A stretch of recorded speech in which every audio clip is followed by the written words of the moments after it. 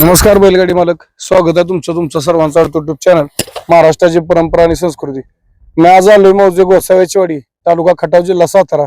दिनांक 1 एप्रिल 2026 रोजी हनुमान यात्रेनिमित्त आणि माजी पंचायत समिती सदस्य सभापती आणि आत्ताचे नवनिर्वाचित जिल्हा परिषद सदस्य संदीप दादा मांडवे उर्फ पिंटू पहलवान यांच्या मार्गदर्शनाखाली भव्य दिव्य एक आदत एक बैल मैदान संपन्न होतंय मौजे गोसाव्याची वाडी, तालुका खटाव, जिल्हा सातारा। त्या मैदानाचा आढावा घेण्यासाठी आपल्याला माहिती फाटीची प्रत्येक वर्षी असते गोसाव्याची वाडी मैदानाची। गावच्या बाजूच रान आहे, जे टेकडी बसलं तिथं आलेलं आहे। या ठिकाणी आपल्यासोबत यात्रा कमिटी ग्रामस्थ मंडळ आहेत। आता बरेचसे ग्रामस्थ आहेत, मुंबईकर आहेत, परंतु आता काम चालू सुगी असल्यामुळं काही कमी आलेत, काही मुंबईला आहेत। त्यामुळे मैदान या ठिकाणी चांगलं पार पडत असतं। सुरुवातीलाच मी सांगतो, कारण मी 3 वर्ष झालं बघतोय गोसाव्याची वाडीचं मैदान, यात्रेचं मैदान असल्यामुळे चांगलं पार पडतं। या वर्षीचं कसं नियोजन आहे एकंदरीत जाणून घेऊ। नमस्कार। काय सांगाल बैलगाडी मालकांना, यात्रेचं मैदान आहे, मैदान कसं होईल यावर्षी? यावर्षी सालाबाद प्रमाणे मैदान अगदी 1 नंबर उत्तम होईल। कुठल्याही बैलगाडी मालकावर कुठल्याही गोष्टीचा अन्याय होणार नाही। आम्ही यात्रा कमिटी, शिवशक्ती क्रीडा मंडळ याची अगदी काळजीपूर्वक दखल घेऊ। कुठलीही कंप्लेंट होणार नाही एवढी आम्ही ग्वाही देतो। नक्कीच। बरं, आपल्या मैदानामध्ये ओळख वशिला पावना रावळा गावची गाडी काय असेल? आमच्या ह्या मैदानामध्ये गावची तर गाडी नाहीच, पण आम्ही कुणाचाही वशिला इथं अजिबात चालून देत नाही। जवळचा पावना रावळा असला नसला तरी आम्ही वशिलाबाजी बिलकुलही चालून देत नाही, जे काय ते नियमाप्रमाणे। नक्कीच। बरं, मैदान आपलं अखिल भारतीय बैलगाडी संघटनेच्या नियमानुसार होणार का? हो, अखिल भारतीय बैलगाडी जे तुमचे नियम आहेत त्या नियमाला धरून, त्याच्या नियमाचे पालन करून व्यवस्थितपणे नक्कीच होणार। नक्कीच। बैलगाडी मालकांनी लक्षात घ्या, मैदान मी म्हणलं सुरुवातीला 3 वर्ष झाला मी बघतोय मैदान यात्रेचं असतं आणि आदतच वर्षी। आणि मैदानाचं वैशिष्ट्य म्हणाल तर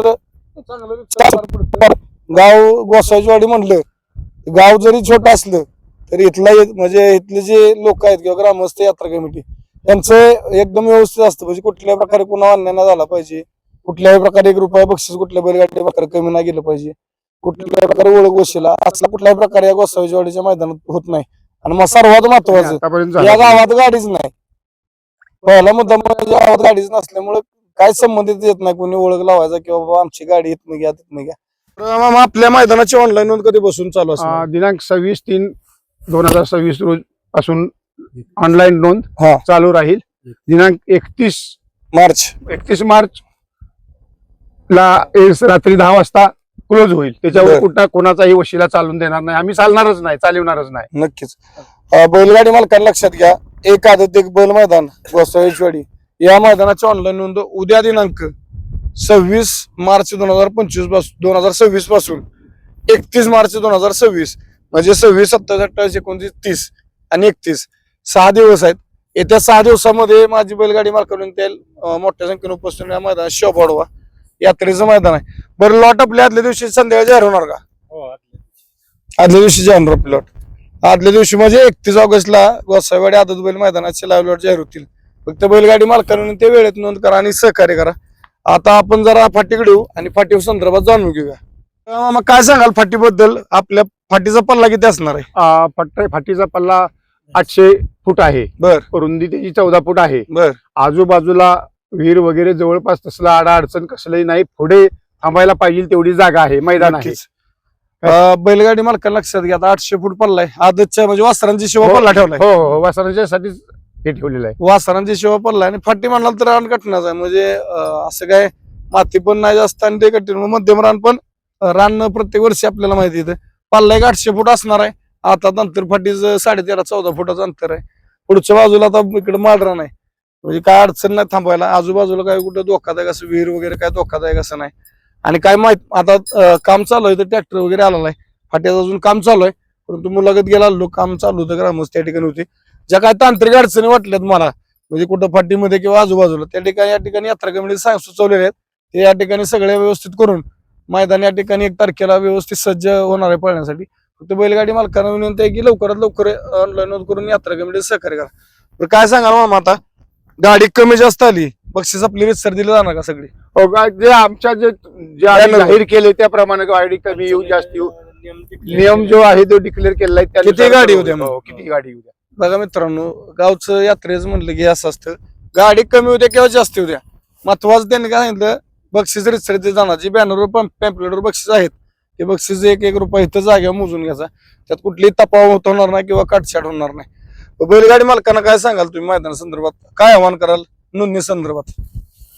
जे वेळेत त्यांनी नोंद करावी, आपण दिलेल्या टायमिंग नुसार नोंद करावी. नंतर जर नोंद आली तर कोणाची घेतली जाणार नाही. बरोबर, टायमिंग संपल्यानंतर नोंद आल्यानंतर कोणाची 100% घेतली जाणार नाही. 100% पाहुणा असू, जवळचा असू, मित्र असू, त्याची आम्ही दखल घेऊ, कुणाची घेतली जाणार नाही. नक्कीच. बघा मित्रांनो, यात्रा कमिटीने सांगितलेलं आहे नोंद ऑनलाईन उद्यापासून चालू आहे. फक्त त्यांनी सांगितलेलं आहे की ऑनलाईन नोंद जी आहे 31 तारखेपर्यंत ऑनलाईनच नोंद करून घ्या. कुठल्या प्रकारे परत बाबा पाहुणा आहे किंवा जवळचा मित्र आहे असले कोणाची काय ओळख म्हणजे अजिबात नोंद घेतली जाणार नाही.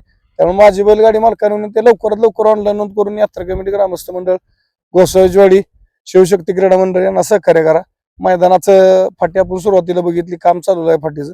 फाटी सुसज्ज आहे, म्हणजे रान चांगला आहे पळायला, पल्लाही मापात आहे, आदतची शेभाव, ज्या काय तांत्रिक अडचणी या ठिकाणी सांगितलेल्या आहेत. फक्त माझं वारंवार ऑनलाईन नोंदणी संदर्भात काय सांगतोय की यात्रेचे मैदान आहेत, यात्रेचे कार्यक्रम गावात असतात. नोंद वेळ झाली, वेळेत लॉट निघली, बैलगाडी मालकांना सोपं होतं आणि यात्रा कमिटीला सोपं जात असतं. आदल्या दिवशी लॉट निघले, दुसऱ्या दिवशी मैदानी वेळेत चालू होतं आणि जरी लवकर फायनल झाला तरी काय अडचण येत नाही, अंधार पडत नाही. बरं, काय सांगाल आता जायचं आपली बक्षीस रूपरेषा कशी असणार आहे मैदानाची?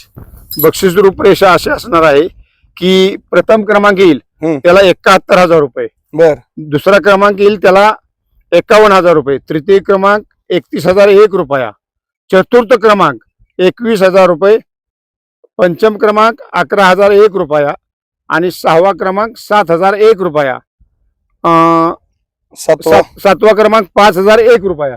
असं ही जे या तऱ्हेने बक्षीस दिले जाईल जे असेल ते. तर बाकी मैदानामध्ये काय अजून क्वार्टर फायनल वगैरे काय आहे का?